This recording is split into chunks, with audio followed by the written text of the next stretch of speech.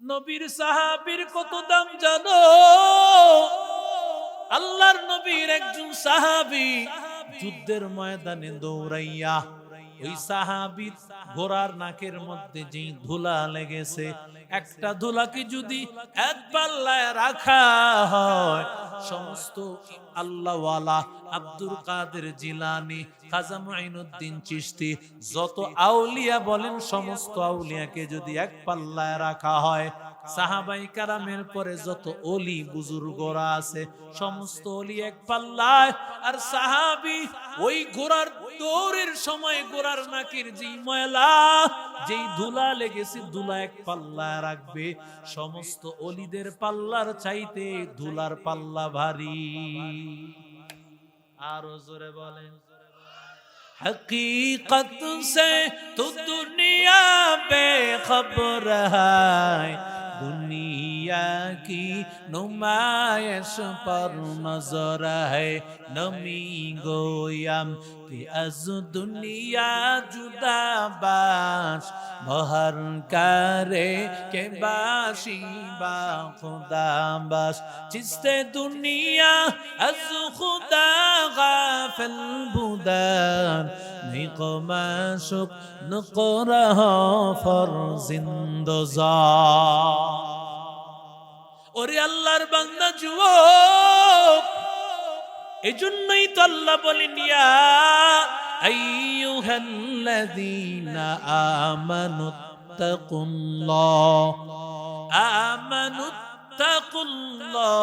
ওয়া কুনু মা'আস সাদিকিন।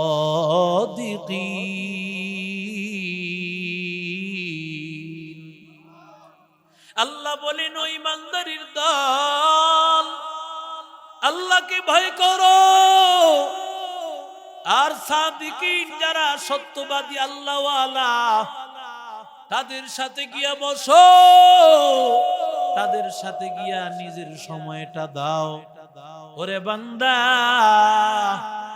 ইস্তেমার ময়দানে যাও, চরমনের ময়দানে যাও, বিরোধিতা করা সহ, চরমনার বিরোধিতা যত করবা, কত আল্লাহর বান্দা দেখেছি চরমনার বিরোধিতা করেছে, কিন্তু আল্লাহর বান্দা ময়দানে গেলে সব বিরোধিতা শেষ।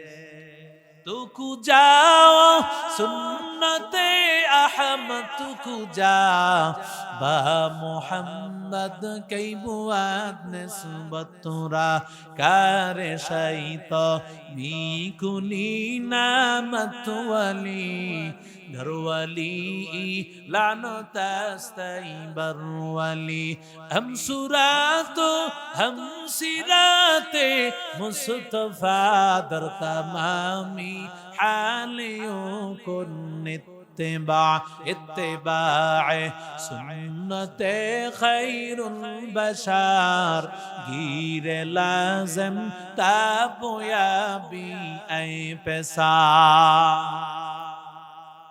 সোহবতের কারণে মানুষের দাম বেড়ে যায়, ঠিক কিনা? জোরে বলেন, আরো জোরে বলেন। মানুষ যে সোহবতের কারণে দামি হয়, এর বাস্তব একটা ঘটনা আল্লাহ সূরাতুল কাহাফে বর্ণনা করেছেন। সূরাতুল কাহাফ, এখানে আল্লাহ তাআলা বড় আশ্চর্য একটি ঘটনা আল্লাহ তাআলা উল্লেখ করেছেন। বনি ইসরাইলের একজন বাদশা ছিলেন, বাদশা দিকিয়ানুস। এই দিকিয়ানুস বা দাকিয়ানুস জালেম একজন বাদশা ছিলেন। ওই জালেম বাদশা সে ঘোষণা করলো সেজদা আমাকে করতে হবে। একটা নির্দিষ্ট দিন একটা মেলার আয়োজন হতো, ওই মেলাতে সবাই যাওয়ার জন্য বাধ্য করত যে সবাইকে এই মেলায় যেতে হবে এবং মূর্তির পূজা করবে, পাশাপাশি বাদশা বলতো আমারও পূজা করা লাগবে। নাউজুবিল্লাহ বললেন, কোন পীরের পায়ে সেজদা করা যায়? জোরে বলেন। বাবার সামনে কি মাথা নত করা যায়? আরো জোরে বলেন। বাবা বলে যেমন ডাক দেন, নিজের বাপরে তো এমন মায়া করে ডাক দেন নাই, কথা কোন ঠিক না বে? বাবাকে এমন এমন ভাবে পরে পারে না যে বাবারও সহ নিচে পড়া যায়, ঠিক কিনা জোরে কন? বাবার সামনে মাথা নত করা দুনিয়ার কারো সামনে মাথা নত করা যায় না, একজনের সামনে মাথা নত করা যায়, তিনি জোরে বলেন কে? মুসলমান ইমানদার। বাদশা যখন বলল আমার সামনে মাথা নত করো, আমারেও সাজদা করো, সাথে সাথে একজন নওজোয়ান আল্লাহর বান্দা, একজন নওজোয়ান উঠে গেল। ওরে আল্লাহর বান্দা, নওজোয়ান যখন উঠে গেল, কিছুক্ষণ পরে আরেকজন নওজোয়ান উঠে গেল। সুবহানাল্লাহ। এভাবে উঠতে উঠতে উঠছে 7 জন। জোরে বলেন কয়জন? কারণ কোরআনে 7 জনের কথা আসছে, ওয়াসামিনুহুম কালবুহুম। আল্লাহ বলেছেন 8ম নম্বর কুকুর। ইয়ামলিখা মাকসালমিনা মারনুশ দাবারনুশ কাফাসতিতিউ। আর কুকুরের নাম হলো কিতমিন। সুবহানাল্লাহ বলে। ওরে আল্লাহর বান্দা যুবক, 7 জন যুবক, তারা কেউ মাথা নত করল না, সবাই গিয়ে একটা গাছের নিচে বসে গেল। আর একজন যুবক, তার সাথে একটা কুকুর ছিল, সেও যখন গিয়েছে তার সাথে সাথে কুকুরটাও গিয়েছে। 7 জন গিয়া বড় ভয়, প্রত্যেকেই মনে করতেছে না জানি সে কোনো সিআইডি হতে পারে, হয়তো বাদশার কাছে গিয়া বলে দিবে, এজন্য দিলের মধ্যে ভয়। ওরে আল্লাহর বান্দা যুবক, দিলের মধ্যে ভয়, না জানি সে বলে দিব, কেউ কিছু বলে না, চুপচাপ বসে আছে। এমন সময় একজন দাঁড়ায় গেল, বলে আমি এই জন্য এখানে এসেছি, কারণ দুনিয়ার কারো সামনে মাথা নত করা যায় না। আমাদেরকে একজন সৃষ্টি করেছেন, তিনি আমাদের রব, তিনি আমাদের সৃষ্টিকর্তা, তিনি আমাদের খালেক, তিনি আমাদের মালিক। কুল্লুহু আল্লাহু আহাদ আল্লাহুস সামাদ লাম ইয়ালিদ ওয়া লাম ইউলাদ ওয়া লাম ইয়াকুল লাহু কুফুয়ান আহাদ। লাম ইয়ালিদ লাম ইউলাদ লা ইকাস ওয়ালিদ মাউলুদেরা খালিকাস। লাম ইয়ালিদ লাম ইউলাদ লা ইকাস ওয়ালিদ মাউলুদেরা খালিকাস। যখন একজন দাঁড়াইয়া গেল, বলে এই জন্য আমি এসেছি, এক আল্লাহর সামনে মাথা নত করব, তিনি ছাড়া কারো সামনে মাথা নত করব না, তিনি ছাড়া কারো ইবাদত করব না। এমন সময় দ্বিতীয় জন দাঁড়ায় গেল, তিনিও দাঁড়াই একরকম বক্তব্য দিল। সুবহানাল্লাহ বলে। তৃতীয় জন দাঁড়াইয়া গেল, তিনিও একরকম বক্তব্য। একে একে 7 জন দাঁড়াইছে, 7 জন একরকম বক্তব্য দিয়েছে। ওরে আল্লাহর বান্দা, আসল ঘটনা হলো মুফাসসিরিনে কেরাম বলে এই 7 জন কিন্তু কেউ কাউকে চিনে না, কেউ কাউকে চিনে না। তাহলে একসাথে কিভাবে হলো? মুফাসসিরিনে কেরাম বলেন হাসরের ময়দানে রূহের জগতে আল্লাহ যাদের সাথে একসাথে যাদের মন একত্রিত হয়েছে, দুনিয়ার জগতে আসলেও তারা একত্রিত হবে। রূহের জগতে কারো সাথে যদি আল্লাহ ওয়ালাদের সাথে সম্পর্ক হয়, আলেম ওলামাদের সাথে সম্পর্ক হয়, তাহলে দুনিয়াতে আসার পরে আল্লাহওয়ালাদের সাথে সম্পর্ক হয়ে যাবে, আলেমদের সাথে সম্পর্ক হয়ে যাবে। আর যে আল্লাহর বান্দা ওলিদেরকে গালি দেয়, যে আল্লাহর বান্দা মাদ্রাসা দেখতে পারে না, আলেম দেখতে পারে না, মনে মনে বুঝে নিবা রুহের জগতেও মনগুলো আলেমদের সাথে ছিল না। ঠিক কিনা বলো? কপাল বড় খারাপ। ও যুবক, তোমার কপাল খারাপ। যদি তুমি গালি দাও, বুঝতে হবে তোমার কপালটা খারাপ। এই জন্য তুমি আলেমদেরকে গালি দিতেছ। এদিক দিয়ে কথা বলে কি?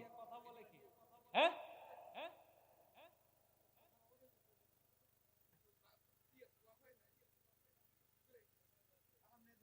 আল্লাহ কবুল করেন। জোরে বলে না আমিন। আরো জোরে বলে না আমিন। ওরে আল্লাহর বান্দা যুবক, এবার 7 জন যুবক দাঁড়াইয়া, সবাই যখন বক্তব্য একরকম হয়ে গেল, ওদিকে বাদশা যখন জানতে পায় বাদশা 7 জন যুবককে সবাইকে বন্দী করে ফেললো। ও আল্লাহর বান্দা, ও বটতলার মুসলমান, বড় আশ্চর্যের ঘটনা। এই 7 জন যুবক কারা শুনলে আরো বড় অবাক হবেন। 7 জন যুবক হলো বাদশার একান্ত কাছের মন্ত্রীদের সন্তান। সুবহানাল্লাহ কয়। সবাই কার সন্তান? শুধু সাধারণ মন্ত্রী না, মন্ত্রী তো কত ধরনের মন্ত্রী আছে, উপমন্ত্রী, প্রতিমন্ত্রী, ডাইরেক্ট মন্ত্রী, স্বরাষ্ট্রমন্ত্রী, পররাষ্ট্রমন্ত্রী, এই ধরনের মন্ত্রীদের সন্তান। আসেনি এরকম? হ্যাঁ, কই থেকে আছে? মেম্বরের পোলা হইলি পাওয়ার কি? আরে বাপরে বাপ, কথা কয় না। হ্যাঁ, চেয়ারম্যানের ড্রাইভার হইলে তো উপায় নাই। চেয়ারম্যানের এমপি সাহেবের ড্রাইভারের শালা আমি, কি পাওয়ার? হ্যাঁ, কথা কোন ঠিক না বেঠিক? এই পাওয়ার দিয়াছে। দেখেন নাই আমাদের সাবেক প্রধানমন্ত্রী বলে গিয়েছিল, ড্রাইভার না তার কত কোটি টাকা মাইরা খাইছে। কি বলেন ঠিক কিনা? ওরে আল্লাহর বান্দা যুবক, ও আল্লাহর গোলাম, দুনিয়ার মানুষেরা ক্ষমতা পাইলে তারা আল্লাহকে ভুলিয়া যায়। ওরে আল্লাহর বান্দা, কিন্তু বাদশার একান্ত কাছের মন্ত্রী আল্লাহ তাআলা হেদায়েতের মালিক। কারণ হেদায়েতের মালিক, জোরে আওয়াজ করে বলেন কি? আরো জোরে বলেন। হেদায়েত সবার কপালে আসে না রে বাবা। যাকে আল্লাহ কবুল করেন সেই একমাত্র হেদায়েত পায়। তুমি যদি হেদায়েত না পাও, বুঝতে হবে এটা তোমার কপাল খারাপ। অনেক আল্লাহর বান্দা ফজরের নামাজ পড়তে পারে না রে যুবক। জানো, ফজরের নামাজ আদায় করতে না পারা, এটা বড় তোমার জন্য কত বড় খারাপ লক্ষণ।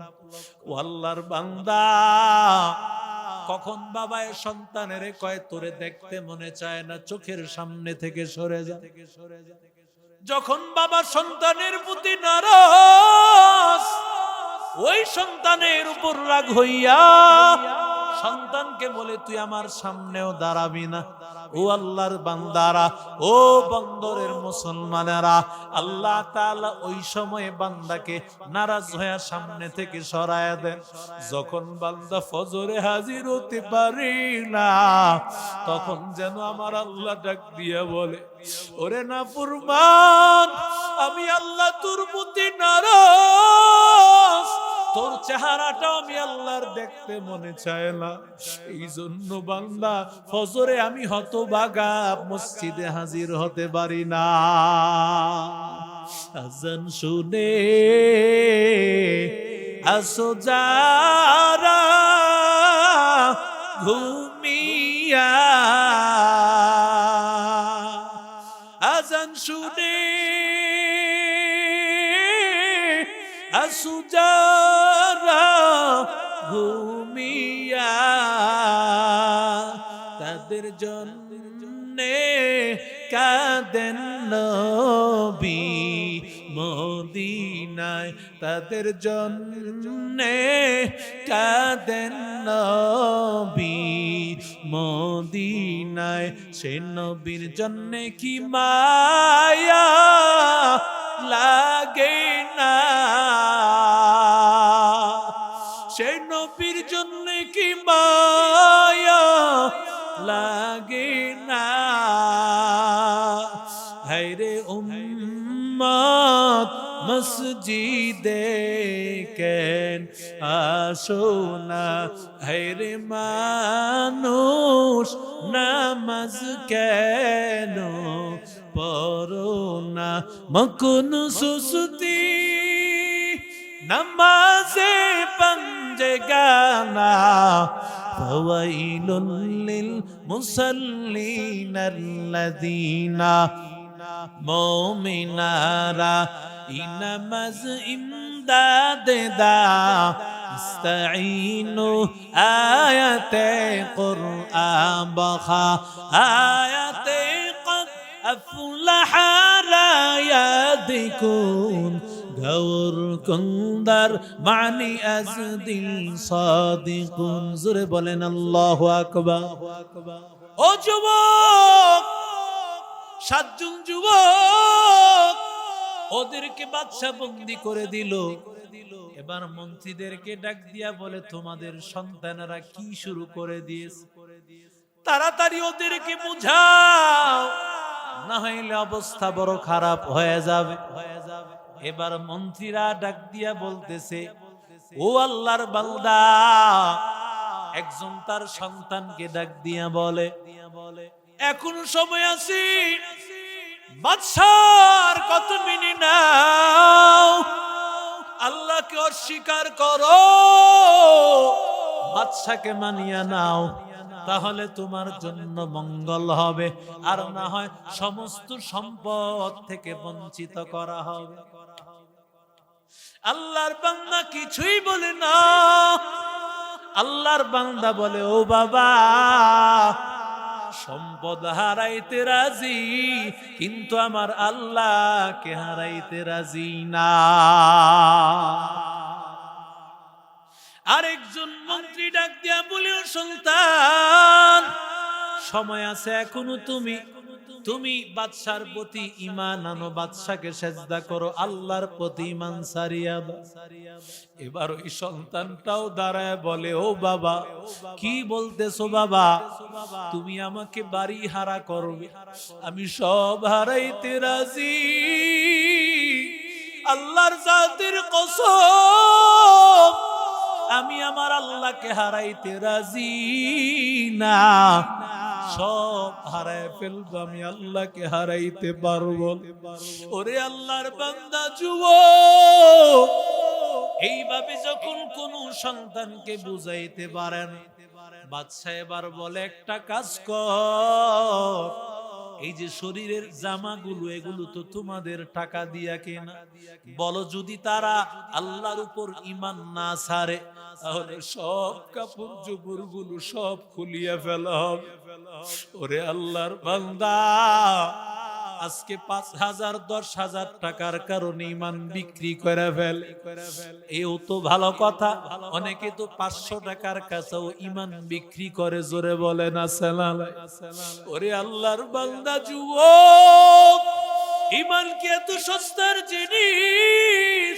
পয়গম্বর বলেন কিয়ামতের আগে এমন হালত হবে ইয়াবিউদিনাহু বিআরজিম মিনাদ দুনিয়া মানুষেরা সামান্য দুনিয়ার বিনিময়ে দ্বীনকে বিক্রি করে ফেলবে ওরা দুনিয়ার কাছে তারা গোলাম হয়ে যাবে ওরে আল্লাহর বান্দা সন্তানদের মনে একটা চিন্তা ছিল আমাদের শরীরের পোশাকটা খুলে ফেললে বাবা যদি এই অবস্থায় তাকায় অবশ্যই বুঝি বাবার মায়া লেগে যাবে কিন্তু কেবল নিষ্ঠুর ও যুবক দেখো না রাজনীতি মানুষকে নিষ্ঠুর বানায় দেয় হিংস্র মনোভাব যারা বিভিন্ন গতানুগতিক দলের যারা পূজা করিয়া চলে, যারা টাকার পিছনে চলিয়া, দেখেন না দলীয় কোন দলে কত মানুষ মারা যায়।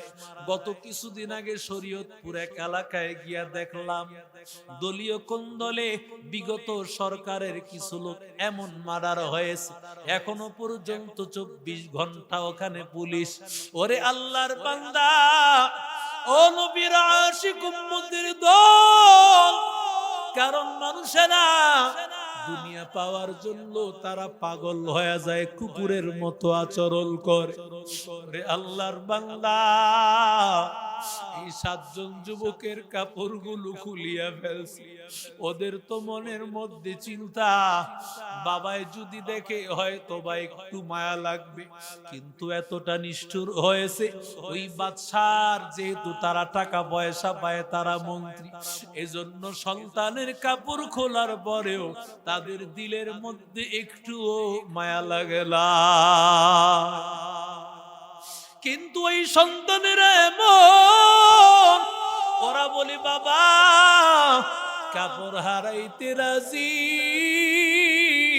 আল্লাহর জাতের কসম আমি আল্লাহর প্রতি ঈমান হারাইতে রাজি না। আশায় আশায় জনম গেল খোদা, না চাইলা ফিরিয়া, আর কত কাল থাকবো মাবুদ তোমার দিদার পানে চাইয়া, আর কত কাল থাকবো মাবুদ তোমার দিদার পানে চাইয়া। আশায় আশায় জনম গেল খোদা, না চাইলা ফিরিয়া, আর কত কাল থাকবো মাবুদ তোমার দিদার পানে চাইয়া, আর কত কাল থাকবো মাবুদ তোমার দিদার পানে চাইয়া। আমি তোমার সনে কইব কথা, তোমার সনে কইব কথা, কবরেতে শুইয়া, আর কত কাল থাকবো মাবুদ তোমার দিদার পানে চাইয়া, আর কত কাল থাকবো মাবুদ তোমার দিদার পানে চাইয়া। আশায় আশায় জনম গেল খোদা, না চাইলা ফিরিয়া, আর কত কাল থাকবো মাবুদ তোমার দিদার পানে চাইয়া, আর কত কাল থাকবো মাবুদ তোমার দিদার পানে চাইয়া। তুমি মুসার সনে কইলা কথা, মুসার সনে কইলা কথা, তোর পাহাড়ে নিয়া, আর কত কাল থাকবো মাবুদ তোমার দিদার পানে জনম গেল খোদা, না চাইলা ফিরিয়া, আর কত কাল থাকবো মাবুদ তোমার দিদার পানে চাইয়া, আর কত কাল থাকবো মাবুদ তোমার দিদার পানে চাইয়া। জোরে কন্না আল্লাহু আকবার, আরো জোরে বলেন আল্লাহু আকবার। ওরে আল্লাহর বান্দা যুবক, যারা আমার আল্লাহকে পেতে চায় তারা সব সময় দুনিয়ার সব কিছু বিসর্জন দিয়ে আমার মাওলার জন্য পাগল হয়ে দৌড়ায়। ওরে আল্লাহর বান্দা যুবক, ওরে নবীর আশিক উম্মতের দল, ও আল্লাহর বান্দারা, ও আল্লাহর বান্দারা, ও আল্লাহর বান্দা সুমাইয়া রাদিয়াল্লাহু তাআলা আনহা, ওরে নবীর আশিক উম্মতের দল সুমাইয়া রাদিয়াল্লাহু তাআলা আনহা খুঁটির মধ্যে বাঁধা। আবু জাহেল সুমাইয়াকে বেঁধে রেখেছে। ও আল্লাহর বান্দা আর সুমাইয়ার সন্তান দুইজনই বাঁধা। এমন সময় আমার নবী যখন ওই পার দিয়া যাচ্ছিলেন, এমন সময় সুমাইয়া রাদিয়াল্লাহু তাআলা ইসলামের প্রথম শহীদ মহিলা, ও আল্লাহর বান্দা একজন মহিলা হইয়াও সে ঈমান বিক্রি করে দেয় নাই, ঈমান ছাড়ে নাই। কেমন তাজা ঈমান একটু চিন্তা করো। সুমাইয়া রাদিয়াল্লাহু তাআলা আনহা পয়গম্বরকে বলেন, ও পয়গম্বর, একটু আল্লাহ কি আমাদের উপর দয়া করবে না? নবী আমার ডাক দিয়া বলেন, ও সুমাইয়া, ধৈর্য ধারণ করো, আল্লাহ তাআলা একটা ব্যবস্থা করবে। আল্লাহর বান্দা এমন সময় আবু জাহেল ডাক দিয়া বলে, ও আল্লাহর বান্দা, তাড়াতাড়ি তুমি ঈমান ছাড়ো, না হয় তোমার মাকে আমি উলঙ্গ করিয়া ফেলবো। যখন সুমাইয়ার সন্তানকে এই কথা বলল, সুমাইয়া ডাক দিয়া বলে, রে সন্তান, আমারে যা করে করুক, কিন্তু তুমি ঈমান ছাড়বা না সন্তান। ওরে আল্লাহর বান্দা, যখন এই কথা বলেছে সাথে সাথে আবু জাহেল সুমাইয়ার সমস্ত কাপড়গুলো খুলে ফেলেছে। সন্তান তাকাইয়াছে, মা উলঙ্গ। সন্তান অন্যদিকে চেহারাটা ঘুরাইয়া ফেলেছে। এবার আবু জাহেল বলে, ওর চেহারাটা ঘুরাইয়া দাও। আল্লাহর বান্দা যুবক, ওর চেহারাটা ঘুরাইয়া দাও। যখন চেহারা ঘুরাইতে যায় না, জোর করে ঘুরাইয়া দিয়েছে। ওরে আল্লাহর বান্দা, সাহাবী এবার মাথাটা নিচু করে ফেলেছে, কারণ মায়ের দিকে অবস্থায় কিভাবে সে তাকাইবে। আবু জাহেল ডাক দিয়ে বলে, রে ও সুমাইয়া, এখনো সময় আছে, তোর সন্তানকে বল, না হয় কিন্তু তোর অবস্থা খারাপ। সাহাবীকে সুমাইয়া ডাক দিয়া বলে, ও সন্তান, আল্লাহর কসম, আমার যা হবার হবে, কিন্তু তুমি ঈমান ছাড়বা না রে সন্তান। ওরে আল্লাহর বান্দা যুবক, বারবার যখন এই কথা বলতেছে, এবার আবু জাহেল একটা বর্ষা নিয়া সুমাইয়া রাদিয়াল্লাহু তাআলা আনহার লজ্জাস্থানে করলো আঘাত। ও যুবক, মক্কার পাশে মাকবারাতুল বানাও, যেখানে জীবন্ত মেয়েদেরকে পুঁতে ফেলা হতো। ও হাজী সাহেবেরা, বাইতুল্লাহ হজ করতে গেলে দেখবা একটা জায়গা খালি আছে, ওই জায়গাটা বেরি দেওয়া গাড়িগুলো বিভিন্ন জায়গা দিয়া ঘুরিয়া যায়। বাইতুল্লাহ জায়গা খালি পাইলেই তো সম্প্রসারণ করে, কিন্তু এই জায়গাটা সম্প্রসারণ করা হয় না। পুলিশ ভাইদেরকে জিজ্ঞাসা করা হলো, এই জায়গাটা কেন আপনারা হেরেম শরীফের মধ্যে নেন না? ওনারা বলেন, যতবার আমরা এখানে কিছু করতে চেয়েছি, কি যেন একটা আগুনের মতো বারবার ওখান থেকে উঠে। কাদের কুদরত দারি বরকামাল, আনতা রব্বি আনতা হাসবি জুল জালাল, তুহি কাদের জলিলুল্লাহ জাহাদার, বহর হালে তুহি মেরা নিগাহদার। ও আল্লাহর বান্দা যুবক, সাহাব, ওই আল্লাহর বান্দা সাতজন যুবককে যতভাবেই চেষ্টা করা হয়েছে ওরা কোনোভাবেই মাথা নত করে না। কারণ মুমিন বান্দা হাজারো কোটি টাকার অফার আসবে, পদ আসবে, কিন্তু সব পদকে ফালাইয়া আমার আল্লাহর ঈমান নবীর আদর্শকে সামনে রাখবে, ঠিক কিনা?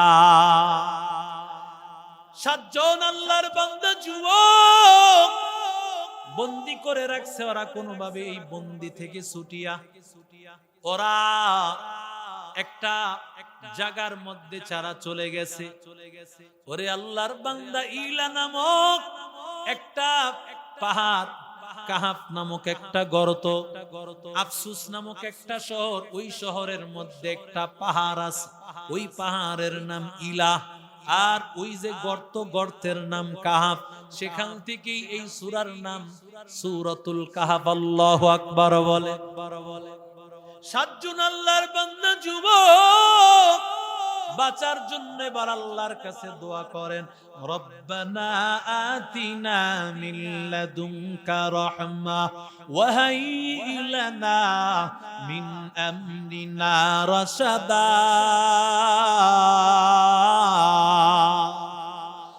সাতজন যুবক বলেন, আল্লাহ আমাদের জন্য হেদায়েতের রাস্তা খুলে দাও।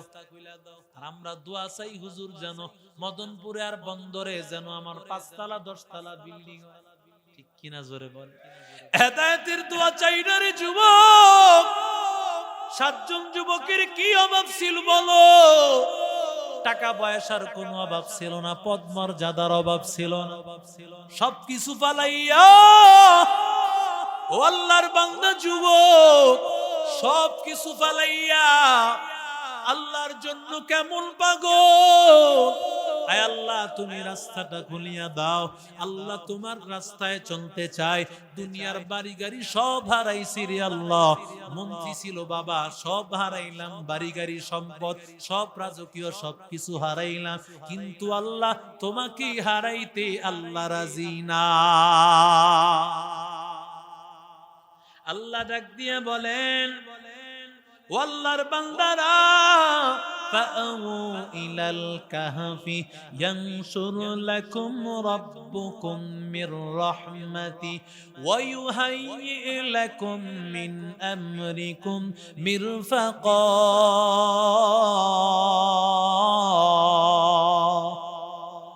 আল্লাহ বলে, গুহার মধ্যে ঢুকে যাও, গুহার মধ্যে ঢুকো। ওই গুহার মধ্যে ঢুকে বলল, সাতজন যুবক ঢুকেছে, সাতজন যুবকের সাথে কুকুর আছে না নাই? আরো জোরে বলেন। ওরে আল্লাহর বান্দা, কিন্তু কুকুরটা সে গুহার মধ্যে ঢুকে নাই, সে গুহার বাহিরে দাঁড়ায় আছে। সুবহানাল্লাহ। কেমন ভাবে আছে আল্লাহ সেটাও বলেন, وَكَلْبُهُمْ بَاسِطٌ ذِرَاعَيْهِ بِالْوَصِيدِ।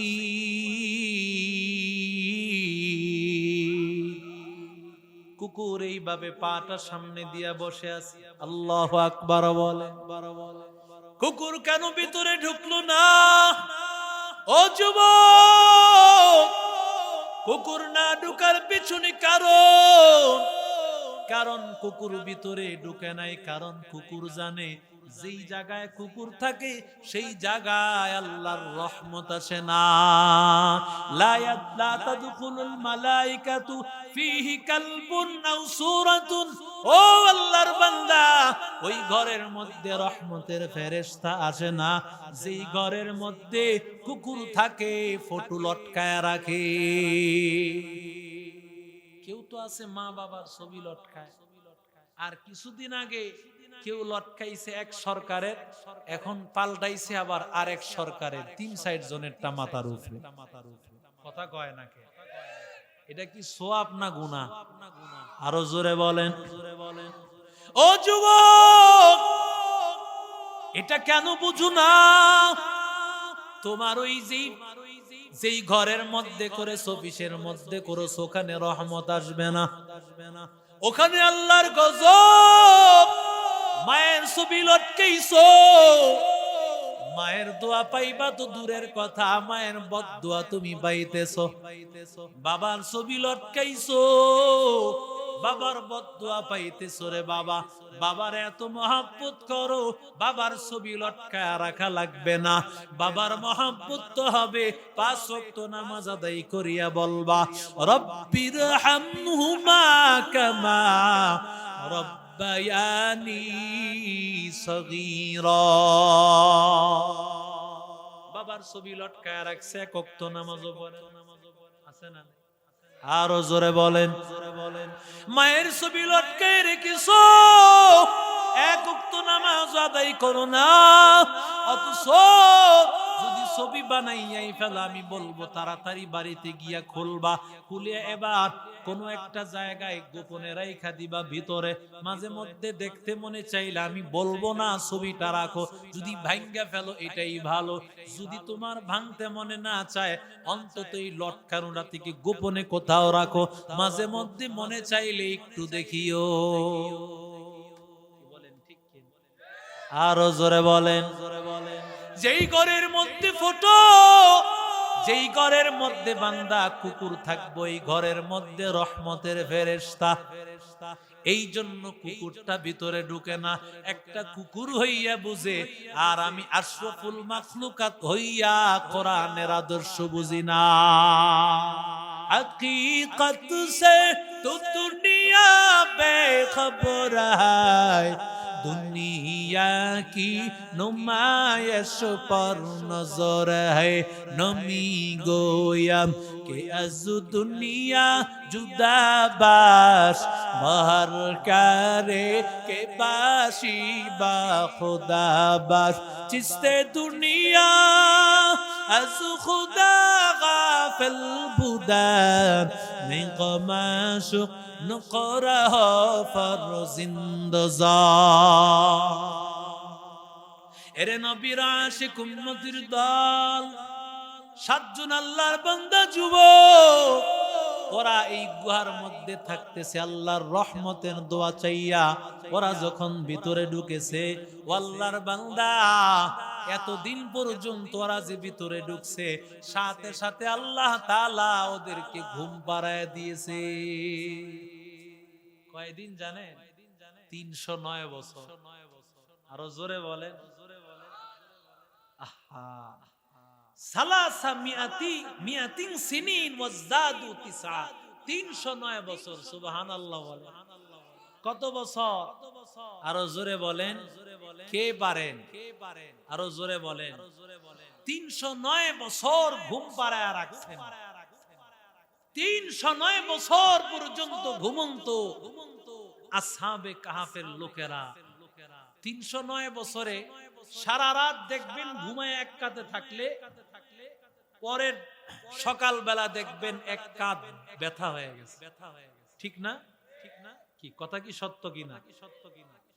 এরা যে এই যে 309 বছর ছিল, কিভাবে ছিল? আল্লাহ তাআলা বলেন, বছরে 2 বার আল্লাহ তাদেরকে পার্শ্ব পরিবর্তন করাতেন। সুবহানাল্লাহ। ওয়া নুকাল্লিবুহুম যাতাল ইয়ামিনি ওয়া যাতাশ শিমাল।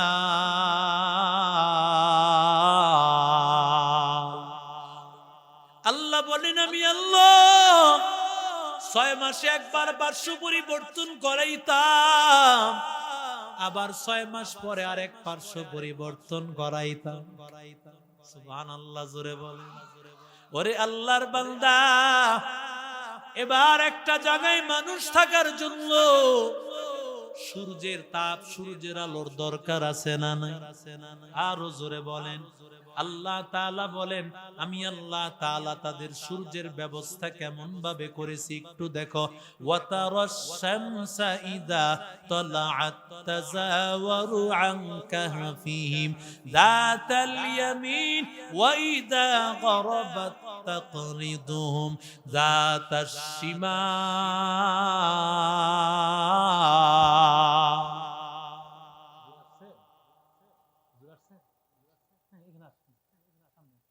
হুজুর চলে আসছে আসলে, আর সামনে আগানো ঠিক হবে না। ঘটনা অনেক সময় লাগবে। হুজুর চলে আসছে, আরেকদিন বলবো ইনশাআল্লাহ, আরেকদিন বলবো। আমার আদত হলো খুব মহব্বত করেন, সারা বাংলাদেশের আলোড়ন সৃষ্টিকারী একজন বক্তা, মন খারাপ করেন না। হুজুর চলে আসছে, খুব চমৎকার আলোচনা করেন। আমি যা করেছি এটা তো ভূমিকা। হুজুর আলহামদুলিল্লাহ সংক্ষিপ্ত কথা বলে শেষ করে দিচ্ছি। আল্লাহ তাআলা কুদরতের মালিক, সব কিছু করতে পারেন। জোরে বলেন একজন, তিনি কে? আরো জোরে বলেন।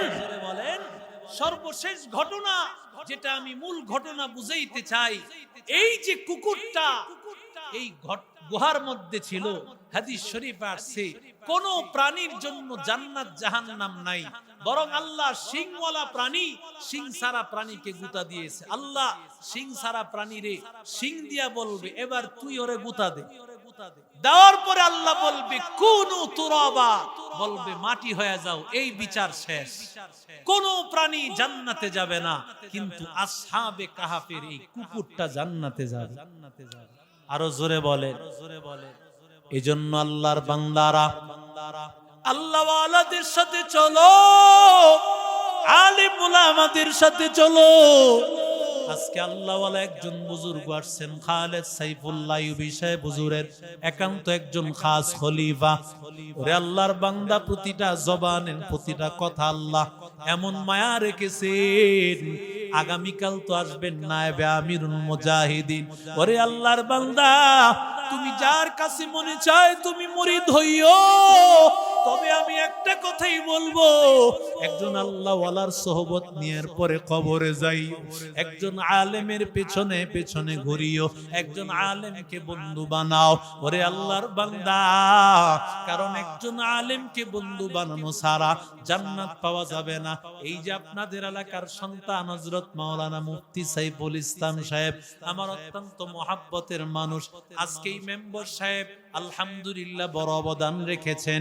এই বিশাল বড় আয়োজন বন্দর থানা মুজাহিদ কমিটি এবং এই এলাকার পক্ষ থেকে আল্লাহ তাআলা যেন আজকের এই মাহফিলকে ভরপুর কামিয়াবি দান করেন। জোরে বলেন আমিন। আল্লাহ আমাদের সব ভাইকে কবুল করেন। জোরে বলেন আমিন। একজন লোক উঠলে আমি নারাজ হব, কেউ উঠবেন না ইনশাআল্লাহ। হুজুর অত্যন্ত চমৎকার কথা বলবেন, লম্বা সময় কথা হবে না, আমি আগেই বলেছি। হুজুরও সংক্ষিপ্ত কথা বলে আপনাদেরকে নিয়ে দোয়া করবেন। আল্লাহ তাআলা হযরতকে কবুল করেন। 2 দিন ব্যাপী এই মাহফিলের আজকে সমাপনী দিবস হযরত মুনাজাত করবেন। আল্লাহ তাআলা কবুল করেন। আসসালামু আলাইকুম ওয়া রাহমাতুল্লাহি ওয়া বারাকাতুহু।